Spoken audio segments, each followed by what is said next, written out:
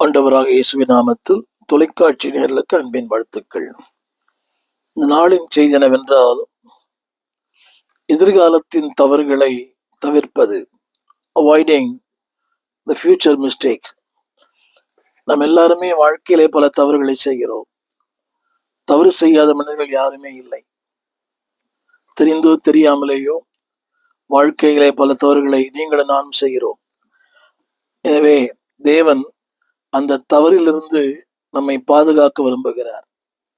அந்த தவறுகளால் உண்டாகிற பின் விளைவுகளிலிருந்து நம்மை பாதுகாக்க விரும்புகிறார். ஏனென்றால் அவர் காலங்களை அறிந்தவர். வேதம் சொல்கிறது, உங்களுக்கு என்னது தேவை என்று அவர் முன்னமே அறிந்திருக்கிறார். He knows everything what is needed in our life. நாம் என்ன நினைக்கிறோம்? நம் மனம் விரும்பினதை, கண் போனதை, நம்முடைய மனம் விரும்புகிற ஒன்றே செய்கிறோம். இல்லாவிட்டால் மனிதர்கள் சொல்லுகிற வார்த்தைகளையே நாம் செய்கிறோம். தேவனுடைய நோக்கம் சித்தம், அதாவது நாம் நாளை தினத்தை குறித்து அறிந்து கொள்ள விரும்புகிறோம். ஆண்டு சொல்லுகிறார், நாளை தினம் உங்களுடையது அல்ல. அன்பான எல்லாருக்குமே we want to know the future. நாளை எப்படி இருக்கும், அது அப்படி இருக்கும். எனவே தான் பாருங்கள், இன்றைக்கு இந்த பிற மதத்தவர்கள் ராசி பலன், ஜோசியம், ஆவிக்குரிய ஜனங்கள் தீர்க்கதரிசனம் நாடி போகிறார்கள். எனக்கு என்ன வேலை கிடைக்கும், எனக்கு எங்க பெண்ணு கிடைக்கும், இதெல்லாம் தேவையற்ற ஒன்று. ஆண்டவர் உங்களுடைய காலங்களையும் என் காலங்களையும் அவர் கையிலே வைத்திருக்கிறார். எனவே தேவன் சொல்லுகிறார், நான் உன்னை உள்ளங்கையில் வரைந்து வைத்திருக்கிறேன். அதாவது ஆங்கிலத்திலே உன்னை செதுக்கி வைத்திருக்கிறேன். தேவன் நம்முடைய எதிர்காலத்தை திரைச்சலை போட்டு மறைத்து வைத்திருக்கிறார். இன்னொன்று சொல்ல விரும்புகிறேன், அது தெரிஞ்சு நம்ம என்ன பண்ண போறோம்? ஒன்றும் பண்ண போறதில்லை. எனவே நம்முடைய வாழ்க்கை எது சிறந்தது, எது மேலானது, எது உயர்வானது என்பதை உங்களை விட என்னை விட அவர் நன்கு அறிந்திருக்கிறார். எனவேதான் அந்த நாளிலே இந்த செய்தியை கவனமாய் கேளுங்கள். இந்த நாளின் செய்தி என்னவென்றால், அன்பானுள்ளே, தேவன் நல்லவர். உங்கள் வாழ்க்கையிலும் என் வாழ்க்கையிலும் எது தேவையோ அதை மட்டும் செய்ய விரும்புகிறவர். இன்றைக்கு நம்முடைய வாழ்க்கையிலே மற்றவர்கள் செய்ய அதே தவறைத்தான் நாம் செய்கிறோம். தேவன் எதிர்காலத்தை அறிந்தவர். நமக்கு நிகழ்காலம் தெரியும், நம்மை படைத்தவருக்கு எதிர்காலம் தெரியும். He knows the best in our life. பல நேரங்களிலே அறிவை சார்ந்து, அனுபவங்களை சார்ந்து, மக்கள் சொல்லுவதை சார்ந்து காரியங்களை செய்கிறோம். நம்முடைய விளைவுகள் பாருங்களேன், ஒரு நாள் செய்கிற அந்த தவறு நம்முடைய ஆயுள் முழுவதும் நம்மை பாதிக்கிறது. ஆபிரகாமினுடைய ஒரு நாள் தவறு ஆயுள் முழுவதும். இன்னொன்று சொல்ல விரும்புகிறேன், தேவன் தவறுகளை மன்னிக்கிறார். ஆனால் தவறுகளால் வந்த பின் விளைவுகளை நீங்களும் நானும் சந்தித்து ஆக வேண்டும். தவறுகளை மன்னிக்கிறார், ஆனால் அந்த தவறுகளால் வந்த பின் விளைவுகள் இருக்கு பார்த்தீங்களா, அது ரொம்ப மோசம். இது புரியுறதில்லை. மன்னிக்கிறார், ஆனால் பின் விளைவுகள். God forgives the mistakes, but we have to face the consequences. இந்த நாளிலே என்னுடைய செய்தி என்னவென்றால், avoiding mistakes of the foolish plans. முட்டாள்தனமான, மூடத்தனமான, அறிவு சார்ந்த திட்டங்களை விட்டு விலகி வர வேண்டும் என்று விரும்புகிறார். கவனிங்க, தேவனை விட்டு விட்டு நீங்களா ஒன்றும் செய்ய முடியாது. இப்படி நினைக்கிறாங்க, நான் எல்லாம் முடியும், சிம்சோனை போல முடியும். முடியாது. அறிவு இருக்கலாம், திறமை இருக்கலாம், அனுபவங்கள் இருக்கலாம், but you cannot do anything. இந்த நாளிலே அன்பானவரே, தேவன் உங்களுக்கென்றும் எனக்கென்றும் திட்டங்களை வகுத்து வைத்திருக்கிறார். சில குறிப்புகளை சொல்லுகிறேன். God plan is constructed. தேவ திட்டங்கள் வரையறுக்கப்பட்டது, தேவ திட்டங்கள் முன்குறிக்கப்பட்டது, தேவ தீர்மானங்கள் முன்குறிக்கப்பட்டது. திரும்ப சொல்லுகிறேன், நீங்கள் யாரை விவாகம் பண்ண வேண்டும், எங்கே வசிக்க வேண்டும், எங்கே ஊழியம் செய்ய வேண்டும், எல்லாமே it has been constructed by the Lord. தேவனால் வடிவமைக்கப்பட்டது. ஒரு 3 காசு is not only constructed, it is chosen by the Lord. அதை ஏற்கனவே அவர் முன்குறித்திருக்கிறார், உலக தோற்றத்துக்கு முன்னமே. ஒரு 3 காரியங்களை சொல்லுகிறேன். it is constructed, 2வது chosen, 3வது it is calculated. தேவன் அவர்களை கணக்கிட்டு வைத்திருக்கிறார். இதுதான் வாழ்க்கை. எல்லாமே சீல வரும் பாருங்க. Is constructed by the lord. ரெண்டாவது, it is chosen by the lord. மூன்றாவது, it is calculated by the lord. மனிதர்கள் போடுகிற கணக்கு பலன்களில் தவறு. அதை நானும் விதிவிலக்கு அல்ல. இதை செய்தால் அப்படி ஆகலாம், இப்படி பண்ண அப்படி ஆகலாம். Never never never. God calculated everything. உடைய காலங்கள், உடைய வருமானங்கள் எல்லாவற்றையும் அவர் கணக்கிட்டு வைத்திருக்கிறார். எனவேதான் வேதம் சொல்லுகிறது, அன்பானவர்களே, காட்டு புஷ்பங்களை கவனித்து பாருங்கள், காய்களை கவனித்து பாருங்கள், விதைக்கிறதும் நொறுக்குறதும் இல்லை, அவர்களையே பரமபிதா போஷிக்கிறார். That means god has a calculation. பல நேரங்களிலே உங்கள் கணிப்பும் என் கணிப்பும் தோற்று போகிறது, தவறி போகிறது. இந்த திருமணங்களோட பாருங்களேன், அப்படி இருக்கும் இப்படி இருக்கும், ஒரே பையன் ஒரே பொண்ணு, வசதி இருக்கும், வாய்ப்புகள் இருக்கும். கடைசியில் அடிமைத்தனமும் துன்பங்களும் வெளியே சொல்ல முடியாத மனக்குமர்கள் தான் உண்மை. வாய்ப்புகளை தேடி போகிறோம், ஆனால் நம்ம பிரச்சனையை பார்ப்பதில்லை.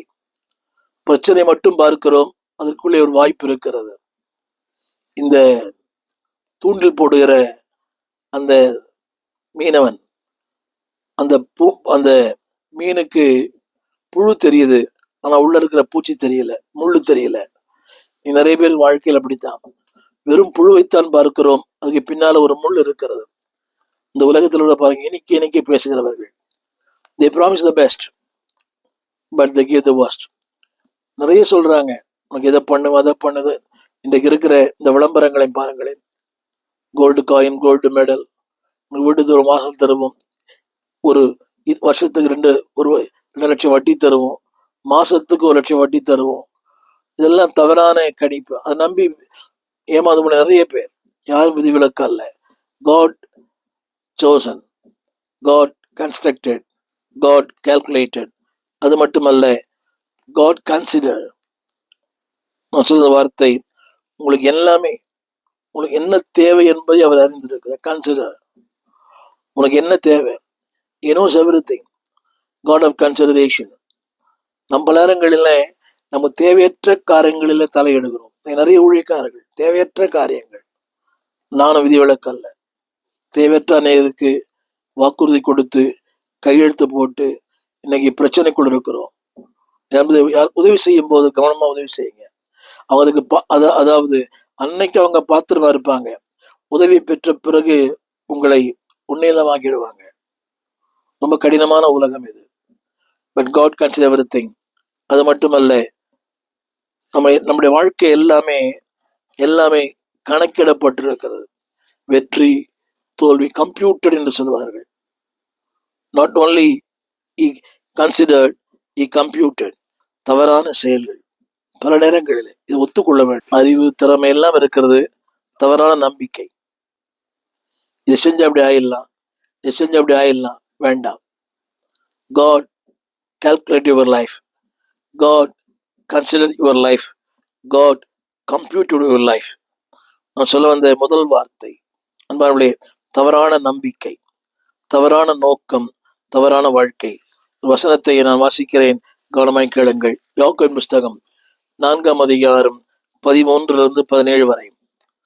மேலும் நாங்கள் இன்றைக்கு அல்லது நாளைக்கு இன்ன பட்டணத்திற்கு போவோம், அங்கே 1 வருஷம் தங்குவோம், வியாபாரம் செய்வோம், சம்பாத்தியம் பண்ணுவோம் என்கிறவர்களே கேளுங்கள்.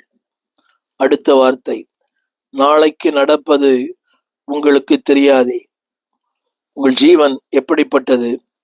கொஞ்ச காலம் தோன்றி பின்பு தோன்றாமல் போகிற புகையை போல் இருக்கிறதல்லவா? கவனிங்கள், இன்றைக்கு அல்லது நாளைக்கு. God calculated your life.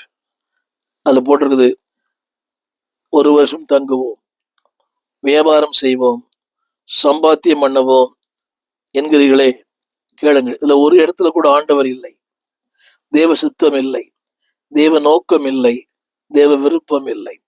மாத்திரமல்ல, அடுத்து 14ஆம் வசனம், நாளைக்கு நடப்பது உங்களுக்கு தெரியாதே. உங்கள் ஜீவன் எப்படிப்பட்டது? கொஞ்ச காலம் தோன்றி பின்பு தோன்றாமற் போகிற புகையை போல் இருக்கிறது அல்லவா? அடுத்த வார்த்தை, ஆதலால் ஆண்டவருக்கு சித்தமானால் நாங்களும் உயிரோடு இருந்தால் இன்னதை செய்வோம் என்று சொல்லுங்கள். இந்த வார்த்தை சித்தமானால் இன்னைக்கு யாருமே அதை பயன்படுத்துறதில்ல. என் விருப்பம், என் நோக்கம், என் சித்தம் இல்லை என்பானவர்களே.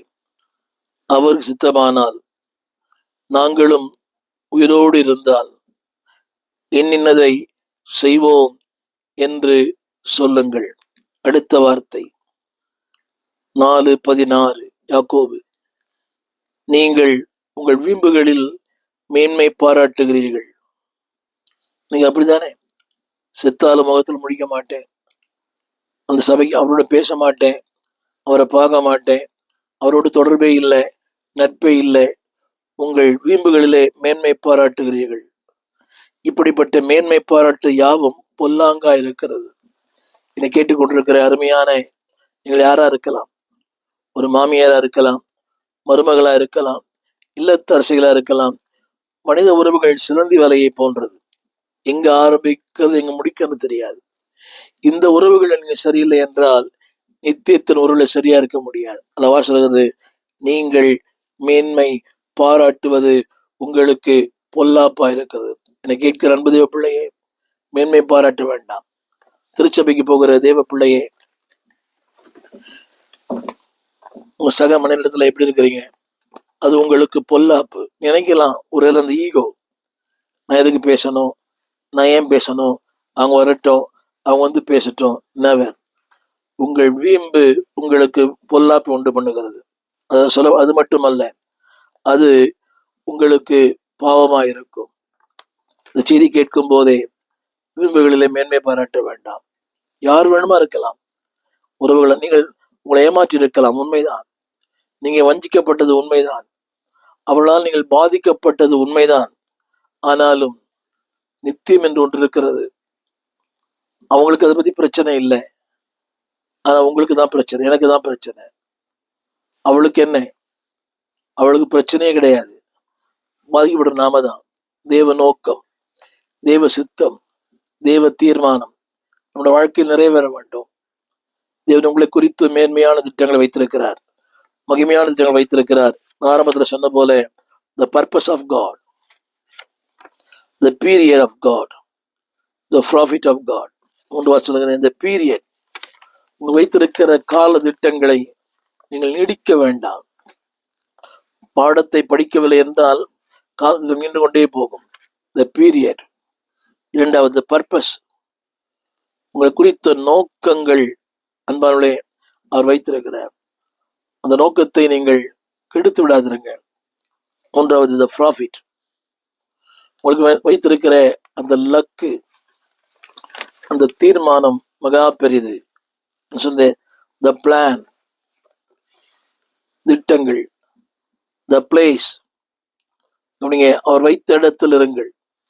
நெருக்கம்தான், கஷ்டம்தான், கடினம்தான், பாடுகள் தான். கவனிங்க, இசைக்கில் சொன்னது போல, அதாவது நகரவே முடியாது, கயிறுகளால் கட்டப்பட்டிருக்கிறது. வலதுபுறம் இடதுபுறம் அசைக்க முடியாதபடி பாடுகள். But still the plan of God is constructed. தேவ திட்டங்கள் உங்களுடைய வாழ்க்கையில நிர்ணயிக்கப்பட்டிருக்கிறது. இரண்டாவது த பிளேஸ். நீங்க நினைக்க வேண்டாம் இது சரியில்லை, வசனம் போட்டு இன்ன பட்டணத்துக்கு போவோம், இன்ன பட்டணத்துக்கு போவோம், வேண்டாம். The place has been chosen by the Lord.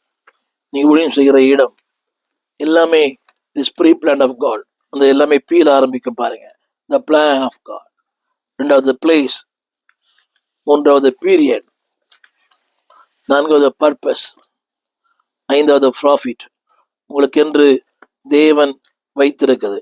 நினைக்கலாம், நீங்க எப்படி நினைக்கலாம், பை அண்ட் செல். அந்த வார்த்தையை நான் படிக்கிறேன், கேளுங்கள் அந்த வார்த்தையை. யாக்கோபு 4:13, சம்பாத்தியம் பண்ணுவோம். சம்பாத்தியம் அல்ல. நீ பாருங்க, கர்த்தருடைய நாள்ல சம்பாத்தியம் பண்ணுவோம், வியாபாரத்துக்கு போவோம், கடை திறப்போம், வேலைக்கு போவோம், இன்னும் ஒரு வேலை செய்வோம். கவனிங்க, it is not the profit the Lord has chosen for you. அவர் வைத்திருக்கிற அந்த ப்ராஃபிட் அல்ல. கவனிங்க, your profit has been computed. சரியா சொன்னால் உங்களுடைய லாபம் ஏற்கனவே தேவனால் திட்டமிடப்பட்டிருக்கிறது. அப்ப என்ன செய்யுங்க? அவருடைய அவர் சித்தத்தை செய்யுங்க, அவர் நோக்கம் நிறைவேற்றுங்க. எனக்கு ரொம்ப துக்கமான விஷயம் அநேகரை பார்க்கிறேன். திருச்சபையில் வார வாரம் சொல்றேன், பட் நோபடி ரெஸ்பான்ஸ். ஞாயிற்றுக்கிழமை தான் வேலை, ஞாயிற்றுக்கிழமை தான் ஆர்டர் வருது, ஞாயிற்றுக்கிழமை தான் கடையை திறக்கணும். அதுக்கு சொல்லுகிற கருத்துக்கள், உடைய கடையை திறக்கலைன்னா அவங்களுடைய கஸ்டமர் அடுத்த கடைக்கு போயிடுவாங்க. நெவர், ஒரு நாள் போக மாட்டாங்க. திரும்ப சொல்லுகிறேன், your purpose is computed, உடைய ப்ராஃபிட் ஆல்சோ கம்ப்யூட்டட், உடைய வருமானங்கள் தேவனால் கணக்கிடப்பட்டிருக்கிறது. முடிந்த ஒரு ஆமேன் சொல்லுங்க. உங்கள் வருமானங்கள் தேவனால் கணக்கிடப்பட்டிருக்கிறது. நீங்க என்ன வேணா பண்ணுங்க. அந்த வார்த்தை போட்டிருக்குது, அந்த வார்த்தை பட்டணத்துக்கு போவோம், 1 வருஷம் தங்குவோம், வியாபாரம் செய்வோம், சம்பாத்தியம் பண்ணுவோம். பார்த்தீங்களா? 1 வருஷம் போவோம், சம்பாத்தியம் பண்ணுவோம். இதெல்லாம் ஆண்டவர் நினைச்சாருன்னா ஒரே நாள் உங்களுக்கு தர முடியும். இதுதான் சொல்ல நம்புகிறேன். Your profit is computed by the Lord. Your purpose is considered. Your period is calculated. அதில் 1 வருஷம் அநேகரை பார்க்க அன்பாலே 1 வருஷத்தின் ஆசீர்வாதத்தை தேவனால் ஒரே நாள்ல தர முடியும். நீங்க 1 வருஷம், ஆனா அவருக்கு ஒரே நாள் போதும். எனவே என்னை கேட்டுக்கொண்டிருக்கிற பிள்ளையே, don't make wrong choices in your life. தவறான கணக்கீடு, தவறான வாழ்க்கை, தவறான மதிப்பீடு.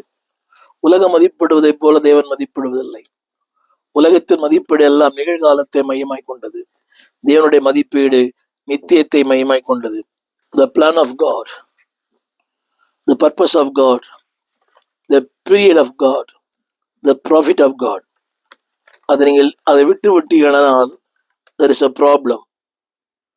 அது ஒரு வார்த்தை இருக்குது, there is a problem. அது என்ன தெரியுமா? அது என்ன? தங்குவோம், சம்பாத்தியம் பண்ணுவோம். கவனிங்க, அதுல நீங்க பண்ணலாம். அந்த வார்த்தையை நீங்கள் படித்து பார்த்தால் தேவ சித்தம் என்ற வார்த்தை அதற்குள் இருக்காது. அந்த யோபு புஸ்தகம் 4ஆம் அதிகாரம், there is no word கர்த்தர். அந்த வார்த்தை படிக்கலங்க. ஆனால் சொல்றாரு, ஆண்டவருக்கு சித்தமானால் நாங்களும் உயிரோடு இருந்தால் செய்வோம் என்று சொல்ல வேண்டும். எப்படி சொல்றது இல்லையே.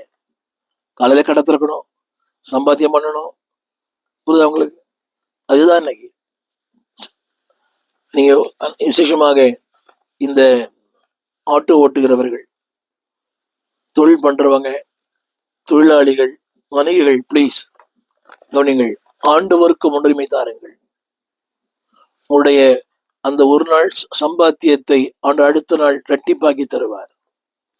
திரும்ப சொல்லுகிறேன், profit is calculated by the Lord. இல்லை என்றால் there is a problem. என்ன ப்ராப்ளம் தெரியுமா? கவனிங்க, உங்கள் நோக்கம் வீணானது, உழைப்பு வீணானது, உடைய பிரயாசங்கள் வீணானது, உங்கள் பாடுகள் வீணானது, எல்லாமே வீணானது. எனவே தான் ஆகையில சொல்லுகிறார், பொத்தலான பையிலே போடுவது போல. உங்கள் சம்பாத்தியம் பொத்தலான பையில் அல்ல, தேவனுடைய அந்த பரலோகத்தின் கணக்கிலே சேர்க்கப்பட வேண்டும். அவர் சொல்லுகிறார், உங்கள் வருமானத்தை நான் ஊதி போடுகிறேன். அதிகப்படியான உழைப்பு, வருமானமே இல்லை. என்னை கேட்கிற தேவ பிள்ளையே, நீங்க பிராக்டிஸ் பண்ணி பாருங்க. கர்த்தருடைய நாள்ல கர்த்தருக்கு கனம் பண்ணுங்க, ஆலயத்தை கனம் பண்ணுங்க, ஆலய காரியங்களை கனம் பண்ணுங்க. என்னுடைய சம்பாத்தியத்தை நிச்சயமாய் அடுத்த நாள் உங்களுக்கு தேவன் தருவார். ஆரம்பத்தை சொன்னேன், உங்களுடைய வருமானம், உங்களுடைய ஆசீர்வாதங்கள் தேவனால் கணக்கிடப்பட்டிருக்கிறது. Your profit is communicate by god. அது தேவனால் கணக்கிடப்பட்டிருக்கிறது என்பதை மறந்து போட வேண்டாம். சொன்னேன், plan of god, the purpose of God, the period of God, the profit of God.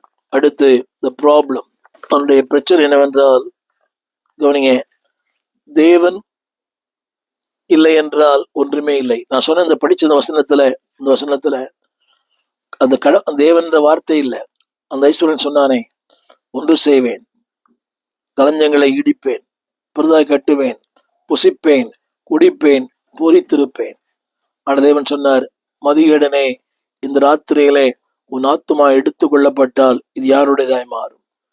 எனவே அன்பு தேவ பிள்ளையே, don't spoil the plan of God. தேவ திட்டத்தை, தேவ தீர்மானத்தை வீணடிக்காதே. அது வார்த்தை இருக்கிறது, த ப்ராப்ளம். இன்னைக்கு பிரச்சனைகளுக்கு நாமே காரணராக இருக்கிறோம். பல பிரச்சனைகள் தானா வருகிறது, சில பிரச்சனைகள் நம்முடைய தவறுகளால் வருகிறது. இன்னைக்கு அநேக பிரச்சனை காரணம் தெரியுமா? நான் சம்பாதிப்பேன், நான் தங்குவேன், நான் வியாபாரம் பண்ணுவேன், நாளைக்கு நடப்பதை எதிர்காலத்தை குறித்த கவலை கொஞ்சம் கூட இல்லை. கவனியுங்கள், தேவன் எல்லாவற்றையும் பார்க்கிற ஒருவராக இருக்கிறார். நம்பர் 2, த ப்ராப்ளம் இந்த லைஃப். எனவேதான் திருமறை அடிக்கடி சொல்லுகிறது, ரோமர் 12:1-2, இப்படி இருக்க சகோதரரே, நீங்கள் உங்கள் சரீரங்களை, உங்கள் வாழ்க்கையை பரிசுத்தமும் தேவனுக்கு பிரியமான ஜீவ பலியாக ஒப்பு கொடுக்க வேண்டும் என்று தேவனுடைய இரக்கங்களை முன்னிட்டு உங்களை வேண்டிக் கொள்ளுகிறேன். இதுவே நீங்கள் செய்யத்தக்க புத்தியுள்ள ஆராதனை. இந்த வார்த்தைகள் இது ஆராதனை மட்டுமல்ல, இட்ஸ் a குட் பிளான். திரும்ப சொல்லுகிறேன், தேவனுக்கு பிரியமான. அடுத்து ஒரு வார்த்தை, 2ஆம் வசனம், இப்பிரபஞ்சத்திற்கு ஒத்த வேஷம் தெரியாமல் தங்குவோம், சம்பாத்தியம் பண்ணுவோம். இது பிரபஞ்சத்திற்கு ஒத்த வேஷம். அதுதான் உலகம். காலை முதல் மாலை வரை ஓடுகிறேன், ஓடிக்கொண்டே இருக்கிறேன். உலகத்திற்கு ஒத்த வேஷம். உலகத்தாருக்கு காசேதான் கடவுளடா, ஆனா நமக்கு கர்த்தர் தான். அந்த வசனத்தை படிச்சு பாருங்க. தேவனுடைய பரிபூர்ண சித்தம் இன்னதென்று அறிந்து. நிறைய பேருக்கு தேவ சித்தத்தை விரும்புறதில்லை. திருமணங்கள்ல கூட கண்டதே காட்சி, கொண்டதே கோலம். அவன் ஜெபிக்கிற பையனா, அந்த பொண்ணு ரட்சிக்கப்பட்ட பொண்ணா, அழகுதான் அங்க வெளிப்படுது, அந்தஸ்து வெளிப்படுது, ஜாதி வெளிப்படுது. இன்னைக்கு எண்ணங்களை விட வண்ணங்களை தான் அதிகம் மதிக்கிறார்கள். வண்ணங்களை விட எண்ணங்கள் மேலானது. அந்த பொண்ணு ஜெபிக்கிற பொண்ணா, குடும்பத்தை கரை சேர்க்கிற பொண்ணா, தேவ கிருபை பெற்ற பொண்ணா, அதை பார்க்கறது. பையன் கூட அழகா இருக்கிறான், கை நேரம் சம்பளம் வாங்குறான், அவன்கிட்ட எவ்வளவு கெட்ட பழக்கம் இருக்குது. என் அன்பு தேவ பிள்ளையே, வேஷம் தெரியாமல். நீங்க எல்லாமே வேஷம் தானே. இந்த திருமணங்கள்ல பாருங்களேன், வேஷம். 1000 கோடி 2000 கோடி செலப்படுகிற மக்கள்லாம் இருக்கிறாங்க. அர்த்தமற்றது. ஆனால் சொல்றது தேவனுடைய நன்மை, பிரியம், பரிபூரணம் இன்னதென்று அறிந்து பகுத்தறியத்தக்கதாக. இந்த காரியம் செய்கிறனே, இது தேவனுக்கு பிரியமானதா? இந்த காரியம் இப்படி பேசுகிறேனே, தேவனுக்கு ஏற்புடையதா? இதை பண்ணுகிறேனே, தேவனுக்கு பிரியமா? அந்த பகுத்தறியத்தக்க எண்ணம் நிறைய பேருக்கு இல்லை. They are well educated. வயது அதாவது நரைமுடி தரித்திருக்கிறது, ஆனால் அவன் அறியாது இருக்கிறான். அதாவது மீச நிறைச்ச அளவுக்கு அவங்களுக்கு இன்னும் அறிவு வளராத, ரொம்ப துக்கம். நிறைய பேரை பார்க்கிறேன் திருச்சபையில கூட. வயது அதிகமா இருக்குது, நரைமயிர் அவனை தெளித்து இருக்கு, அவனும் அதிகாரம் இருக்கிறான். இந்த கிழவனான ஒரு தீர்க்கதரிசி இருந்தான் நியாய புஸ்தகத்துல. நியாயமா ஒரு லேவியனை கொலை செய்தான். அவன் மேன் ஆஃப் மெச்சூரிட்டி. நிறைய பேர் அப்படித்தான். அந்த வசனத்தை எழுதப்பட்டிருக்குது, இன்னதென்று பகுத்தறியத்தக்க. இப்படி நான் பேசுறேனே, இப்படி பண்றேனே, இப்படி செய்யறேனே, இது இதனுடைய விளைவுகளை உண்டு பண்ணும். உங்களை பாதிக்கும், உங்கள் சந்ததியை பாதிக்கும், உங்கள் எதிர்காலத்தை பாதிக்கும், உங்கள் முழு குடும்பத்தையே பாதிக்கும். ஏன் சொல்லப்பட்டிருக்கிறது? உங்கள் மனம் புதிதாகிறதுனாலே. கொஞ்சம் யோசித்து பாருங்க. முதல்ல பேசும்போது யோசிங்க, இப்படி பேசுறோமே, அது அவரை காயப்படுத்தாதா? பேசின பிறகு கூட யோசிங்க, காயப்படுத்தாதா? எனக்காக வருத்தப்பட்டிருக்கீங்களா? அதுக்காக மன்னிப்பு கேட்டு இருக்கிறீங்களா? அதுல ஒரு பெருமை, நான் ஏன் மன்னிப்பு கேட்கணும்?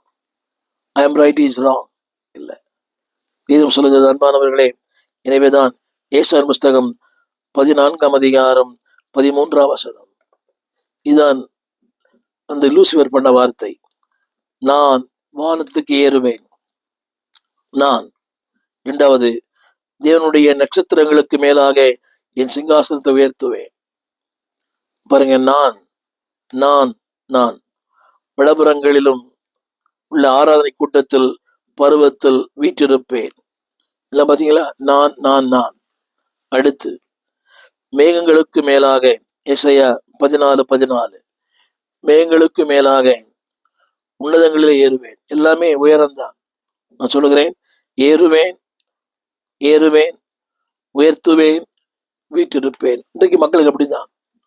நிறைய பெரிய ஆளா இருக்கணும், பணம் சம்பாதிக்கணும், 4 பேர் பார்க்குற அளவுக்கு இருக்கணும்.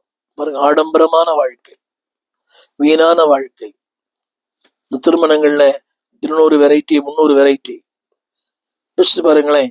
ஏறுவேன், அடுத்து உயர்த்துவேன், அடுத்து பர்வதத்துல வீற்றிருப்பேன். Everybody should know that. அடுத்து திரும்ப அதே வசனம் 14, மேலாக ஏறுவேன், உன்னதமானவருக்கு ஒப்பாவேன். ஜனங்களுக்கு அதான் விருப்பம். நம்ம கல்யாணம் அதை விட சூப்பரா இருக்கணும், நம்ம ட்ரெஸ் அவரை விட சிறப்பா இருக்கணும், நம்ம என்ன ஒரு கீழானவர்களா, அவரை விட மேலா இருக்கணும். கடன் வாங்கி ஆடம்பர செலவு பண்ணுகிற மக்கள் ஏராளம். ஊரெல்லாம் கடன், எங்க திரும்பினாலும் கடன், சபைக்குள்ளும் கடன், சபைக்கு வெளியேயும் கடன். ஆனா ஆடம்பரமான வாழ்க்கை. பிறந்த நாள் கொண்டாட்டம் என்ன, திருமண நாள் கொண்டாட்டம் என்ன, ஆண்டு முழுவதும் கொடைக்கானல் என்ன, ஊட்டி என்ன, டார்ஜிலிங் என்ன, எல்லாமே கடன். அந்த வார்த்தை சொல்லப்பட்டிருக்கிறது, உன்னதமானவருக்கு ஒப்பாவேன். அவள் போறாங்க, இருக்கிறது போறாங்க கடன் வாங்கி. அடுத்த வார்த்தை என்று இதயத்திலே சொன்னாயே, 15ஆம் வசனம், ஆனாலும் நீ அகாதமான பாதாளத்திலே தள்ளுண்டு போவாய். இது லூசிபருக்கு மட்டுமல்ல, நமக்கு அது பொருந்தும். பொறுமை, ஆணவம், அகங்காரம், இந்த ஈகோ, எனக்கு எல்லாம் தெரியும், நான் ரொம்ப சீனியர். ஊழியத்துல சீனியர் ஜூனியர் எல்லாம் கிடையாது. மனப்பக்குவம், முதிர்ச்சி, மேன்மை உடைய வார்த்தைகள். திரும்ப சொல்லுகிறேன், நான் சொன்ன அந்த வார்த்தை கவனிங்க. Avoid the mistake, the foolish, அதாவது பிரசம்ஷன்.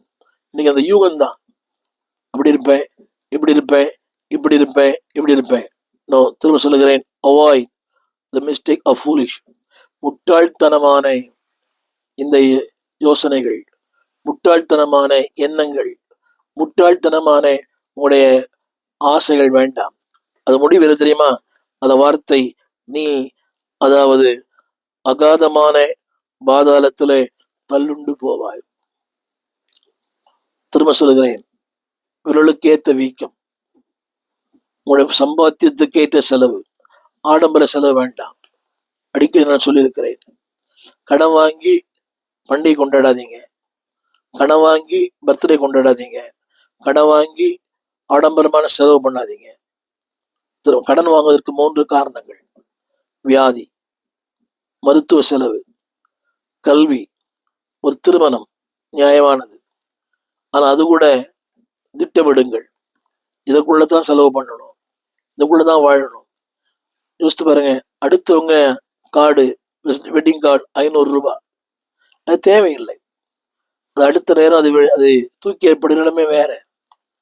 உங்களுக்கு எளிமையான ஒரு கார்டு போட்டாலே போதும், எளிமையான ஒரு மண்டபம், எல்லாமே எளிமையா இருக்கலாம். ஏன் தெரியுமா? ஆனால் ஒரு நாளுடைய அந்த அந்த தீர்மானம் ஆயுஸ் உள்ள உங்கள் மானம், மரியாதை எல்லாம் போயிடும். உங்கள் பிள்ளைகள் கூட உங்களை சபிப்பார்கள். என்னை கேட்டுக்கொண்டிருக்கிற அன்புடைய பிள்ளையே, 2வது குறிப்பு, அவாய்ட் த ஃபூலிஷ் மிஸ்டேக்ஸ். தவறான இந்த காரியங்களை தவிர்த்து விடுங்கள். 2வது கவனிங்கள், அதாவது வாழ்க்கை என்பது அன்சர்டனிட்டி, நிலையற்ற ஒரு வாழ்க்கை. இந்த நிலையற்ற வாழ்க்கையிலே நிலையான ஒன்றை விரும்புங்கள். அந்த வார்த்தை சொல்லப்பட்டிருக்குது, டோன்ட் டூ, அதாவது fail to grasp the uncertainty of the life. வாழ்க்கையில கொஞ்சம் யோசிச்சு பாருங்க.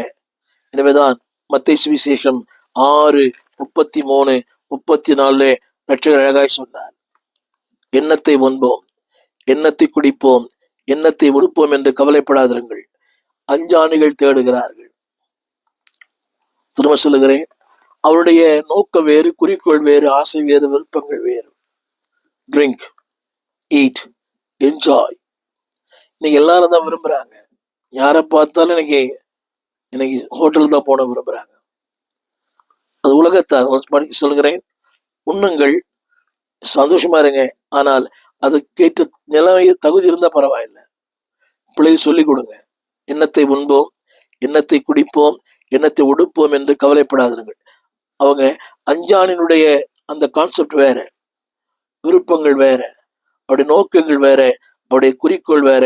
ஆனா உங்களுக்கு எனக்கு 2 குறிக்கோள்: தேவன், தேவராட்சியம், நித்தியத்தில் அவரோடு கூட. எனவேதான் அன்பானவர்களே, 4ஆம் புஸ்தகத்துல 29:15 அன்றைக்கு அவன் ஜெபித்தான். நாங்கள் உமக்கு முன்பாக எல்லாரை போலும் அரதேசிகளும் பரதேசிகளுமா இருக்கிறோம். பூமியின் மேல் எங்கள் நாட்கள் நிழலை போல் இருக்கிறது, நிலைத்திருப்போம் என்ற நம்பிக்கை இல்லை. கவனிங்க, அன்சர்டினிட்டி ஆஃப் த லைஃப். நான் சொல்ல விரும்ப வார்த்தை, அதாவது நிழலை போல. 1 நாளாகமம் 29:15. அரதேசிகளும் பரதேசிகளும். நீங்க கேட்கலாம், இன்னைக்கு யார் எப்படி இருக்கிறான்னு கேட்கலாம். மற்றவர்களை குறித்து பிரச்சனை இல்லை, உங்களை குறித்து. அந்த வாசல் நிழலை போல. It's only a shadow, only few minutes. நிலைத்திருப்ப நம்பிக்கையில் யோபு சொல்லுகிறான், எங்கள் நாட்கள் எய்கிறவன் எரிகிற நாடாவிலும் அதிதீவிரமாய் ஓடுகிறது, அவைகள் நம்பிக்கை இல்லாமல் முடிந்து போகிறது. Days are very fast, life is very fast. அது ஒரு வார்த்தை இருக்கிறது, நம்பிக்கை இல்லாமல். இது உலக மனிதர்களுக்கு. நான் உங்களுக்கு எனக்கு ஒரு நம்பிக்கை உண்டு. என்ன நம்பிக்கை தெரியுமா? என் மீட்பு உயிரோடு இருக்கிறார். அந்த வார்த்தை புசிப்போம் குடிப்போம் அல்ல, நமக்கு நம்பிக்கிறது. நிலையான நகரம் நமக்கு இங்கு இல்லை. வரப்போகிற உலகத்தை நாடி தேடுகிறோம். எனவேதான் அந்த வார்த்தை சொல்லுகிறது, அந்த 4வது புஸ்தகத்துல, நாளாகமம், எல்லாரை போலவும் அரதேசிகளும் பரதேசிகளுமா இருக்கிறோம். இது யாருக்கு இருக்கு? நீ கேட்கறது எனக்கு புரியுது. அப்படி இருக்க வேணும் என்று நான் விரும்புகிறார். இருக்கட்டும், வசதி இருக்கட்டும், வாய்ப்பு இருக்கட்டும், பணம் இருக்கட்டும், வீடு கார் பங்களா எல்லாம் இருக்கட்டும். அந்த கான்செப்ட், நிலையற்றவன் நான், உறுதி இல்லாதவன் நான். இதை யோவில சொல்லுகிறார், நாம் நேற்று உண்டானவர்கள், ஒன்றும் அறியோம். ஆரம்பத்தில் சொன்னேன், டோன்ட் கால்குலேட் யுவர் ஃபியூச்சர். எதிர்காலத்தை குறித்து அறிந்து கொள்ள வேண்டும் என்று விரும்பாதிருங்கள். அறிந்து கொள்ள என்ன என்ன என்ன நன்மை உண்டா போகுது. எனவே சொல்லுகிறது, பூமியின் மேல் நம்முடைய நாட்கள் நிழலை போல் இருக்கிறது. தொடர்ந்து யோபு சொல்லுகிறார், 9ஆம் அதிகாரம் 25, என் நாட்கள் அஞ்சற்கார ஓட்டத்திலும் தீவிரமாயிருக்கிறது, அவைகள் நன்மையை காணாமல் பறந்து போகும். நோக்கம் இல்லாவிட்டால், குறிக்கோள் இல்லாவிட்டால், அர்த்தம் இல்லாவிட்டால், அன்பானவர்களே, அது பறந்து போயிடும். ஒரு நோக்கம் வேண்டும், ஒரு குறிக்கோள் வேண்டும்.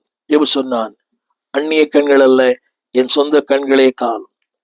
தொடர்ந்து யோபு சொல்கிற வார்த்தை, அவர்கள் வேகமாய் ஓடுகிற கப்பலை போலவும் இறையின் மேல் பாய்கிற கழுகை போலவும் இருக்கிறது. நமது பிள்ளையே, life is short but eternal is long. வாழ்க்கையின் நோக்கத்தை விட்டு விடாதிருங்கள். 2வது, வாழ்க்கை நிச்சயமில்லாத ஒரு வாழ்க்கை. நிச்சயமில்லாத ஒரு வாழ்க்கையில அன்பானவர்களே, நிச்சயத்தோடு கூட வாழுங்கள். 2வது, நம்முடைய கால அளவு, the span of an life. யோபு சொல்வது போல, இப்ப நான் படித்த வசனங்கள் 1 யோவான் 1 நாளாகமம், நம்முடைய கால அளவு கொஞ்ச காலம்தான். காலையிலே தோன்றி மாலை வாடி போகிற புல்லுக்கும், யோபு 14 யோபு சொல்லுகிறது போல, யோபு 14:1-2, ஸ்திரிடத்தில் பிறந்தவனும் வாழ்நாள் குறுகினவனும் சஞ்சலம் நிறைந்தவனுமாய் இருக்கிறான். அவன் பூவை போல பூத்து அறுப்புண்கிறவன் நிழலை போல நிலைந்திருக்காமல் போவான். தாவீதுடைய வார்த்தை, 39ஆம் சங்கீதம் 4:5, கர்த்தாவே அவள் நிலையற்றவன், என உணரும்படி என் முடிவையும் என் நாட்களின் அளவு இவ்வளவு என்பதையும் எனக்கு தெரிவையும். வாழ்க்கை நிச்சயமற்றது. தாவீதுடைய வாழ்க்கையை தொடர்ந்து படிப்போம். இதோ என் நாட்களை 4 விரற்கட்டை ஆக்கினீர், என் ஆயுசு உடைய பார்வைக்கு இல்லாதது போலவும் எந்த மனுஷனும் மாய் என்பது நிச்சயம். அதே தாவீது 103ஆம் சங்கீதம், மனுஷனுடைய நாட்கள் புல்லு கொப்பாய் இருக்கிறது, வெளியின் புஷ்பத்தை போல பூக்கிறான், காற்று அதன் மேல் வீசினுடனே அது இல்லாமற் போகிறது.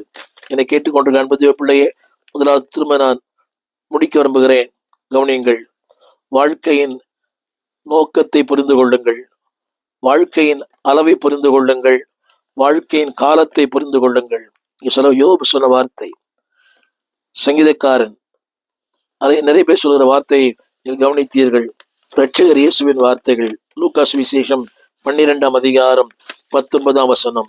லூக்கா 12:19, அவர் 12:19, அவர் சொன்ன ஒரு வார்த்தை, அந்த ஐஸ்வர்யவான், என் ஆத்துமாவே உனக்காக அநேக வருஷங்களுக்கு அநேக பொருட்களை சேர்த்து வைக்கப்பட்டிருக்கிறது, நீ இளைப்பாரி புசித்து குடித்து பூரிப்பாயிரு என்று என் ஆத்துமாவோடு சொல்லுவேன் என்று தனக்குள்ளே சிந்தித்துக் கொண்டான்.